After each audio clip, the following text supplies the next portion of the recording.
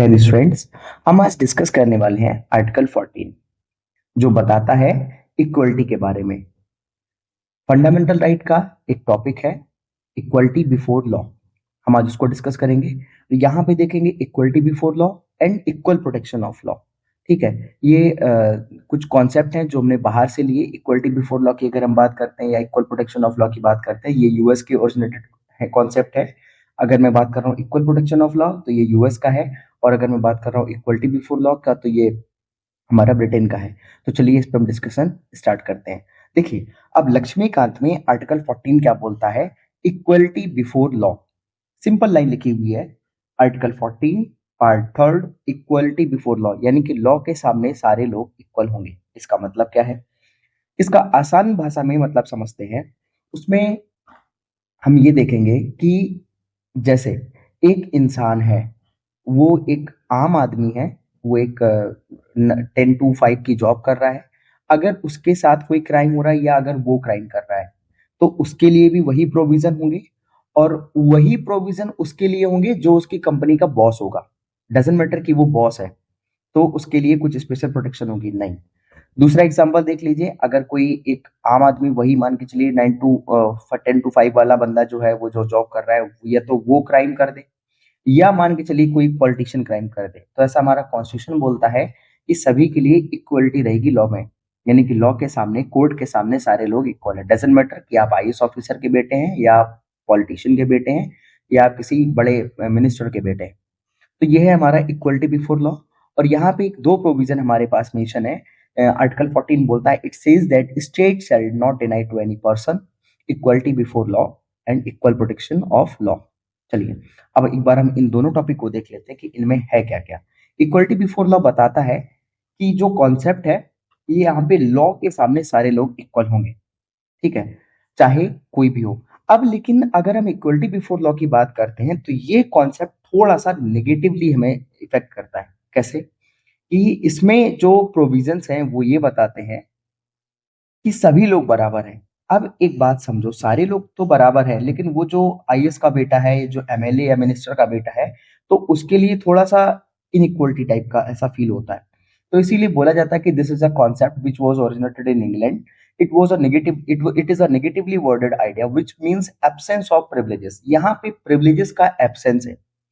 ठीक है, जैसे हम प्रिविलेजेस को पढ़ते हैं फ्रेंच रिवॉल्यूशन में, तो वहां पे क्या होता है कि प्रिविलेजेस का मतलब होता है राइट फ्रॉम बर्थ। ऐसे राइट जो हमें बर्थ से मिलते हैं, जो जन्म से मिलते हैं। अब यहाँ पे मिनिस्टर का बेटा है, उसके पापा मिनिस्टर थे जब वो पैदा हुआ था। आज उसके पापा बहुत बड़े मिनिस्टर बन गए, सेंट्रल मिनिस्टर बन गए, मान के चलिए यूनियन मिनिस्टर बन गए। तो अब वो अपनी प्रिविलेजेस को एंजॉय नहीं कर पाएगा। रीजन इज कि हमारे पास इक्वलिटी बिफोर लॉ है, उसको भी वैसे ही ट्रीट किया जाएगा जैसे कि एक आम आदमी। ठीक है, तो यहाँ पे है, that is all person irrespective of their rank and positions are equal before law and they shall be treated equally by law. और लॉ के द्वारा भी उसको इक्वली ट्रीट किया जाएगा। अब यहाँ पे देखो एक ऑप्शन है, जैसे मैंने आपको एग्जांपल दिया 10 to 5 वाले बंदे की जॉब का, यानी कि मतलब वो आम आदमी है। अब अगर वो आम आदमी है तो यहाँ पे उन्होंने ऑप्शन दिया है, all can sue and all can get sued before the ordinary court. यानी कि किसी भी कोर्ट के सामने वो केस फाइल कर सकता है। मान के चलिए उसके साथ कोई फंडामेंटल राइट या उसके राइट्स का वायलेशन हुआ, तो वो जाकर के कंपनी के बॉस के अगेंस्ट में एक फाइल कर सकता है केस को। और अगर वो किसी तरीके से बदतमीजी करता है, या मान के चलिए वो किसी तरीके से बॉस के साथ थोड़ा सा हॉट वर्ड्स, हॉट टॉक हो जाती है इस तरीके से, तो बॉस भी उसके ऊपर डिफेमेशन का केस कर सकता है। तो यहाँ पे यही मतलब हुआ, he is also can get sued before the ordinary court. उसको भी कोर्ट के सामने बुलाया जा सकता है, और वो भी अगर चाहे तो वो भी केस को फाइल कर सकता है। So article 14 says that equality before law and they shall be treated equally by law. This means that all persons are subject to the ordinary jurisdiction of the court, means all can sue and all can get sued before the ordinary court. So article 14 guarantees only jurisdiction equality and not complete equality. However, there are exceptions to the concept of equality before law. अब यहाँ पे कुछ हमें exception देखने को मिल जाते हैं। अब इसमें भी एक्सेप्शन है, हर एक चीज में एक्सेप्शन देखने को मिलेगा। एक्सेप्शन ये है कि जैसे प्रेसिडेंट है और जो गवर्नर है, या अगर मैं बात करता हूँ छोटा सा एक एग्जांपल, कि मान के चलिए हमारे देश के प्राइम मिनिस्टर हैं, तो प्राइम मिनिस्टर ने जो भी डिसीजन लिए, अब उस डिसीजन की वजह से अगर कोई ऐसा क्राइम हो जाता है या मान के चलिए ऐसी कोई दुर्घटना हो जाती है, तो उसके लिए वो आंसरेबल नहीं है। रीजन इज कि वो कैंडिडेट उस पोस्ट पे बैठा है, उसने पर्सनल लेवल पे डिसीजन को नहीं लिया, उसने उस पोस्ट पे रहते हुए डिसीजन को लिया। ऐसे ही जैसे मान के चलिए प्रेसिडेंट या गवर्नर अगर किसी स्टेट में या नेशन में बैठे हुए हैं, तो अगर वो डिसीजन ले रहे हैं, तो इसका मतलब ये नहीं होगा कि हम उनको उस नजरिए से देखें कि उन्होंने अपने पर्सनल लेवल पे डिसीजन को लिया, या मतलब उन्होंने अपने फेवर में इस चीज को लिया, नहीं। तो यहाँ पे प्रेसिडेंट और गवर्नर को इस चीज से बिल्कुल एक्सेप्टेड करके रखा हुआ है, बिल्कुल बाहर करके रखा हुआ है कि वो कोर्ट में आंसरेबल नहीं होंगे। अब देखिए, इसका सबसे बड़ा रीजन ये है कि अगर हम प्रेसिडेंट की बात करें, तो प्रेसिडेंट क्या हेड ऑफ द स्टेट है, और जब हेड ऑफ द स्टेट को अगर कोर्ट बुलाएगा, मान के चलिए इलाहाबाद हाई कोर्ट ने बुला लिया, या मान के चलिए स्टेट हाई कोर्ट ने, सॉरी, या मान के चलिए कोई भी स्टेट का हाई कोर्ट ने बुला लिया, या सुप्रीम कोर्ट ने बुला लिया, तो दूसरे ही दिन इंटरनेशनल मीडिया में एक हाईलाइट बन जाएगी फ्रंट पेज पे कि इंडिया के प्रेसिडेंट को सुप्रीम कोर्ट ने किया तलब। ठीक है, प्रेसिडेंट ऑफ इंडिया वो समन्ड बाई सुप्रीम कोर्ट।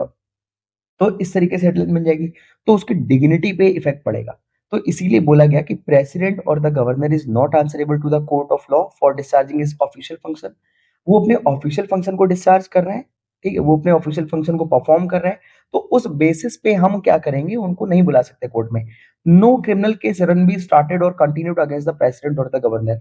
अब मान के चलिए, जैसे एक एग्जांपल मैं बताता हूँ, सीएए, सिटीजनशिप अमेंडमेंट एक्ट। जब ये सिटीजनशिप अमेंडमेंट बिल हुआ करता था 2019 या 2020 के अप्रॉक्स, मेरे को एग्जैक्ट डेट याद नहीं है,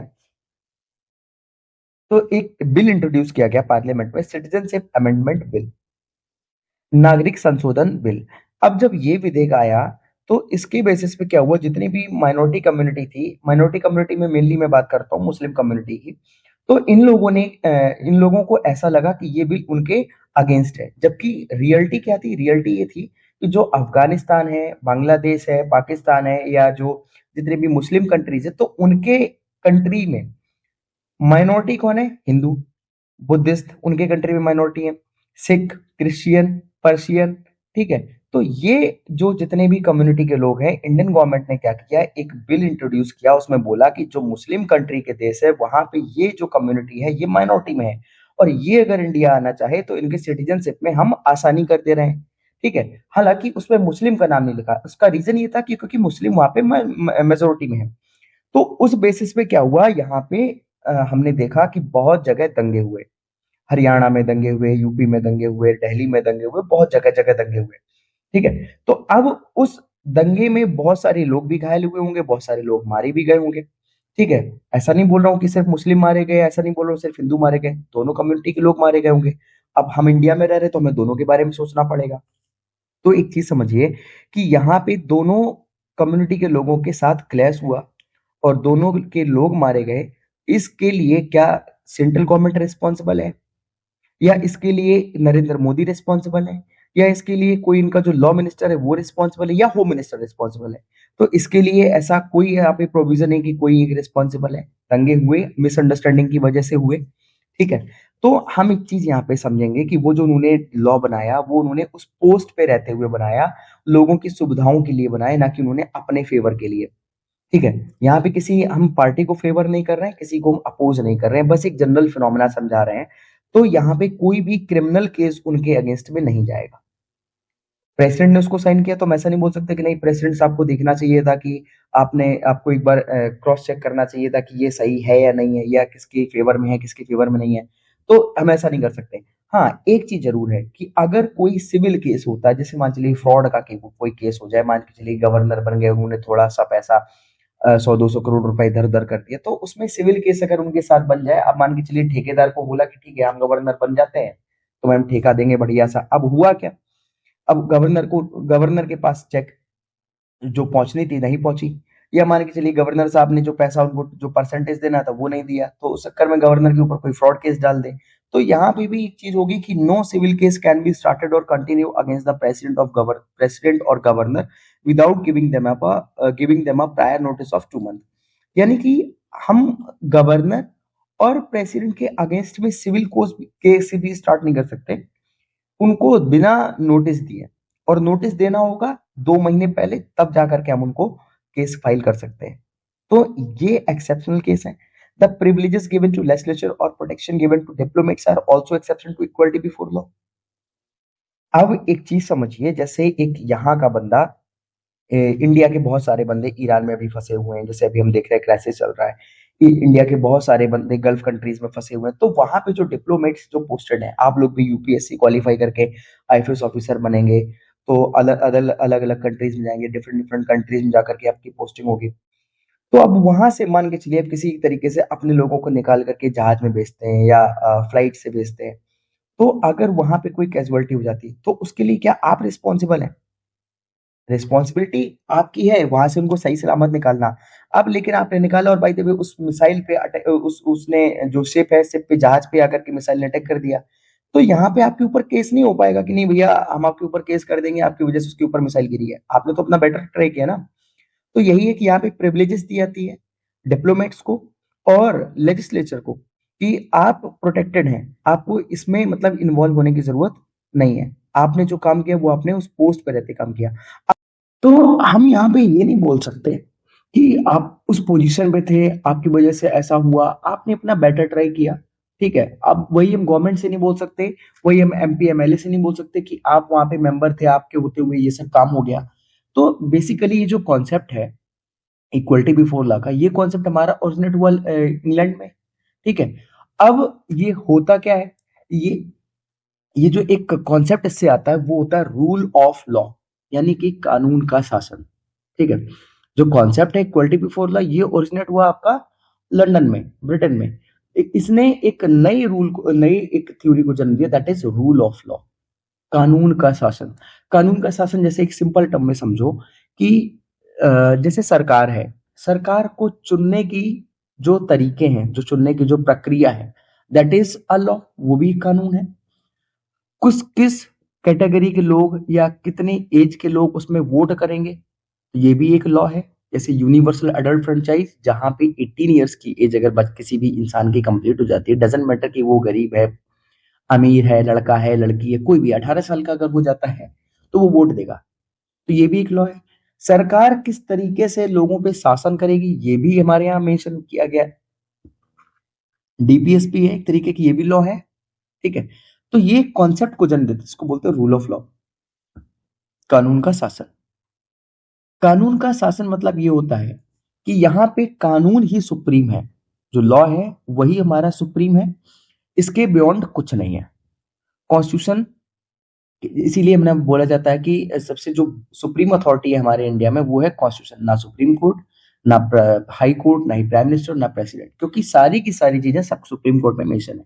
तो देखिए लिखा है, the concept originated in England as an integral part of idea called equality before law, that is equality before law gives rise to rule of law. Rule of law means that the law is supreme, lex supremus, and there is absolute supremacy of religion. Law of the country is opposed to the influence of any arbitrary power. ठीक है। With the adoption of rule of law, the concept of administration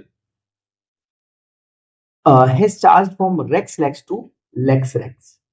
अब एक चीज समझिए कि एक पहले England में कॉन्सेप्ट हुआ करता था, उसको बोलते थे रेक्स लेक्स, मतलब किंग ने जो कहा वो बन गया कानून। अब इन्होंने कॉन्सेप्ट, जब ये इक्वलिटी बिफोर लॉ को लेकर के आ गए और इसने नए कॉन्सेप्ट को जन्म दिया, that is rule of law, तो यहाँ पे ये जो टर्म था रेक्स लेक्स, इसको इन्वर्ट कर दिया गया, ये हो गया अब लेक्स रेक्स, मतलब लॉ इज किंग, कानून ही अब हमारा राजा है, जो कानून में मेंशन होगा वही चीज को हम फॉलो करेंगे, ठीक है। तो एक बार ये देख लीजिए, with the adoption of rule of law the concept of administration has charged from rex lex to lex rex, यानी कि अब जब ये कॉन्सेप्ट को अडॉप्ट कर लिया, तो जो एडमिनिस्ट्रेशन का वो जो कॉन्सेप्ट था वो अब रेक्स लेक्स से लेक्स रेक्स हो गया। ये इंग्लैंड की बात कर रहा हूँ। It is very important to maintain order and stability in the society, ये बहुत ज्यादा जरूरी है कि सोसाइटी में हमें इन सब तरीकों की स्टेबिलिटी बनाए रखनी है। अब स्टेबिलिटी कैसे, कि मान के चलिए सोसाइटी में बहुत सारे लोग अगर लड़ते रहेंगे या बहुत सारे लोग अगर chaos में फंसे रहेंगे तो फिर कंट्री का डेवलपमेंट कैसे होगा? ठीक है। तो supreme court declared that rule of law is so important, essential for healthy functioning of civilized society, that is component of basic structure of the Indian Constitution. ठीक है। सुप्रीम कोर्ट ने क्या डिक्लेयर किया कि रूल ऑफ लॉ बहुत important है हमारी bureaucracy की फंक्शनिंग के लिए, हमारी गवर्नमेंट की फंक्शनिंग के लिए, और ये बेसिक स्ट्रक्चर है हमारे इंडियन कॉन्स्टिट्यूशन का। अब देख लीजिए, rule of law has 3 principle. Rule of law में हमारे पास 3 प्रिंसिपल है। No man can be punished और made to suffer except for violation of law and such a violation shall be established. यानी कि कोई भी इंसान, उसको तब तक पनिश नहीं किया जा सकता जब तक उसने किसी लॉ को वायलेट ना किया हो। All person are subject to the ordinary law of land without distinction. मतलब इसका मतलब ये समझो कि अब जैसे एक कोई वीआईपी है या वीवीआईपी है, तो ऐसा नहीं होगा कि भैया उसके लिए कोई स्पेशल से कोर्ट बनाई जाए, उसके लिए कोई अलग जज आ रहे हैं, ऐसा नहीं होगा। तो सारे लोग कैसे हैं? All person are subject to the ordinary law. सारे के सारे लोग ऑर्डिनरी लॉ की रेंज में ही आएंगे।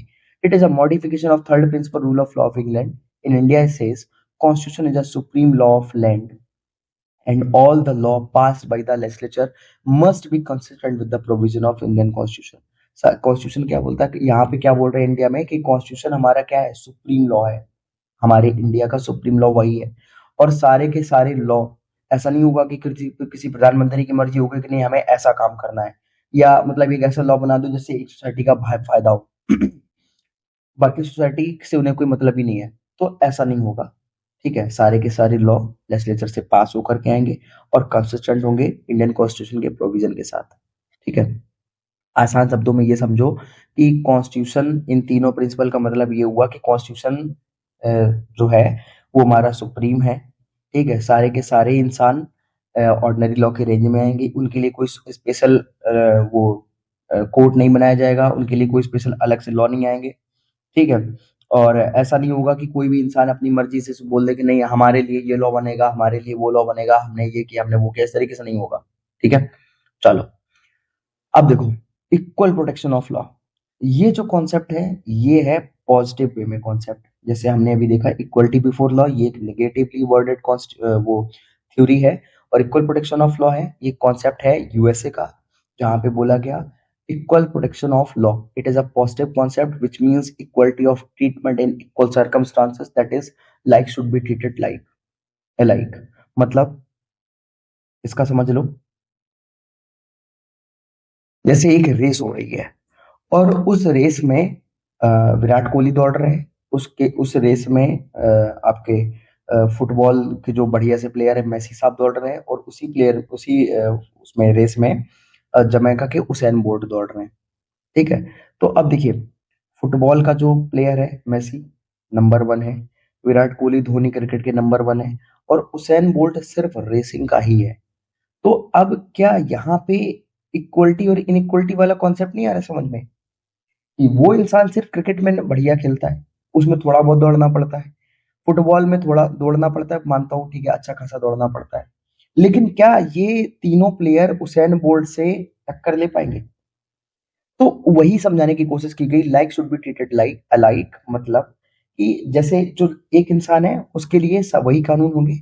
लेकिन अब जैसे एक दौड़ हो रही है जिसमें बहुत सारे 4 या 5 लोग विकलांग लोग हैं जो डिसेबल्ड हैं, वो दौड़ रहे हैं, और उसके साथ हमने खड़ा कर दिया एक ऐसा इंसान जो थोड़ा सा फिट है, तो जीतेगा कौन? वही जीतेगा कि जो फिट है, क्योंकि वो तो विकलांग है, वो बेचारे एक पैर से दौड़ेंगे, या मतलब 2 पैर से दौड़ेंगे भी तो वो धीरे धीरे दौड़ पाएंगे। तो यहाँ पे कुछ सिचुएशन में क्या होगा, कुछ केसेस में क्या होगा, कुछ सिचुएशन में क्या होगा कि उनके लिए थोड़े से मतलब छूट मिल सकती है। ठीक है। कुछ प्रोविजंस में छूट मिल सकती है, लेकिन इसका मतलब ये नहीं है कि आप सभी के लिए ऐसा कुछ हो जाए, नहीं। Equality doesn't means uniform application of law in all circumstances. Equality का मतलब ये बिल्कुल नहीं हुआ कि यूनिफॉर्म एप्लीकेशन हो जाए लॉ का सभी सर्कमस्टांसेस में। ठीक है।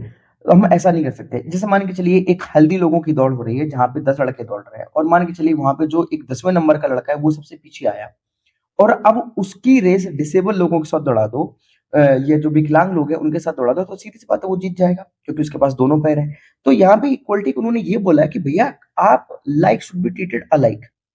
मतलब ये सीधा सा कॉन्सेप्ट समझो कि ऐसा नहीं होगा कि हर सिचुएशन में इक्वलिटी हो पाए। ठीक है, जैसे हम क्लास में हम अपने स्कूल की अगर बात करें तो स्कूल में सबके पास एक यूनिफॉर्म होती है, सबके पास एक ड्रेस होती है। तो ड्रेस होती है तो क्या क्लास के अंदर सारे के सारे लड़के एक ही हाइट के होते हैं, या सारे के सारे लड़कों के बाल एक जैसे होते हैं, या सारी लड़कियों की अगर यूनिफॉर्म सेम है तो उनकी हाइट एक जैसी होती है? ठीक है, ऐसा नहीं होता। बहुत सारे ऐसे होंगे जो चश्मा पहनते होंगे। एक दो स्टूडेंट्स तुम्हें क्लास में स्कूल में ऐसे भी दिख जाएंगे थोड़े से डिसेबल है। कुछ स्टूडेंट ऐसे होंगे जो हाइट के बहुत ज्यादा लंबे हैं, कुछ ऐसे स्टूडेंट्स होंगे जो तुम्हें हाइट के बहुत कम है। तो इक्वलिटी का मतलब ऐसा नहीं हो सकता कि पूरे के पूरे कंट्री में हम एक ही एप्लीकेशन को रखें, यूनिफॉर्म एप्लीकेशन रख दें, नहीं। But it means that before applying the law situational variation must be taken into account. अब सिचुएशन यहाँ पे बदल सकती है, जैसे कल्पेबल होमिसाइड और ये जो गैर इरादतन हत्या होती है तो वहां पे थोड़ा सा चेंजमेंट हो जाता है। दस article 14 guarantees equality but only among equal. Equality रहेगी लेकिन इक्वल्स के बीच में। ठीक है, thus equal protection of law allows for what is called as positive discrimination or protective discrimination under which even the reservation policy is valid। ठीक है, इसी के बेसिस पे रिजर्वेशन पॉलिसी हमारी जो है वो वैलिड है। अब जो रिजर्वेशन है उसको क्रिटिसाइज करना बंद करो। Thank you so much, we will meet in next class.